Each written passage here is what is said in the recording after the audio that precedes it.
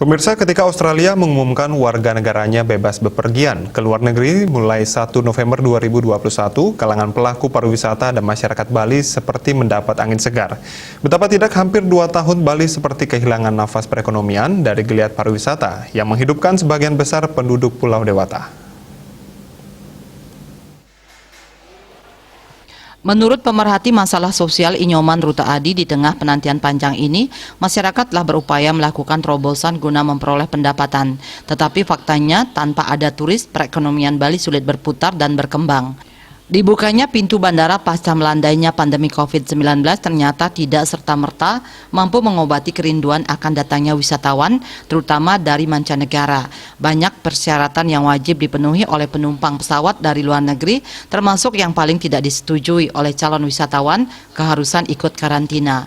Walaupun pemerintah menerapkan peraturan yang terus berubah setelah mendapat kritikan masyarakat, tetapi aspek wajib karantina merupakan keluhan utama calon wisatawan yang mau datang ke Bali. Hingga lewat sepekan bulan November, tanda-tanda akan datangnya turis Australia dan juga wisatawan mancanegara lainnya tidak nampak. Persyaratan untuk bepergian dengan menggunakan sarana transportasi udara menjadi salah satu di antara banyak pertimbangan calon penumpang untuk melakukan perjalanan wisata. Sektor pariwisata yang menjadi andalan untuk pemulihan ekonomi Bali rupanya perlu waktu lebih lama lagi. Dari aspek keberlanjutannya, pariwisata masih tetap memiliki peluang yang cukup besar.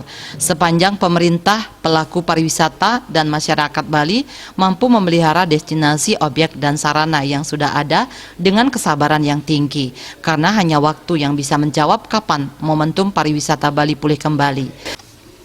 Keunggulan komparatif sebagai salah satu destinasi wisata favorit dunia, Bali memiliki taksu budaya yang adiluhung dan tidak bisa ditemui di belahan dunia manapun.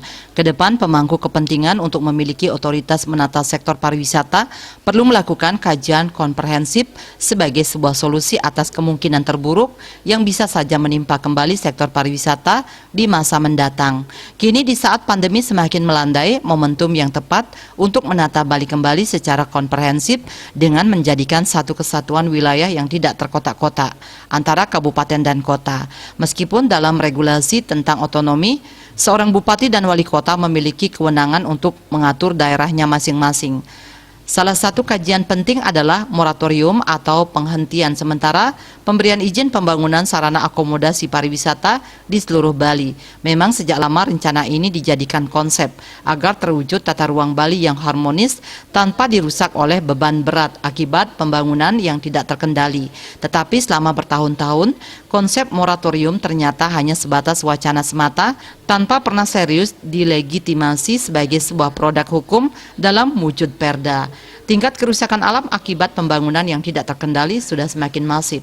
Sektor pariwisata yang sering dituding sebagai penyebab utama alih fungsi lahan serta kerusakan alam Pulau Dewata harus dihentikan. Semua pihak perlu bercermin dari kondisi ketidakharmonisan alam yang terlanjur terjadi untuk tidak mengulangi lagi penerapan konsep pembangunan yang hanya berorientasi pada kepentingan ekonomi dan mengabaikan dampak lingkungan yang berkelanjutan. Suka atau tidak, keberadaan sektor pariwisata sepanjang setengah abad sudah mewarnai kehidupan masyarakat Bali di perkotaan hingga pelosok desa. Plus minusnya pasti ada dan hal itu adalah sebuah keniscayaan. Bali Post melaporkan.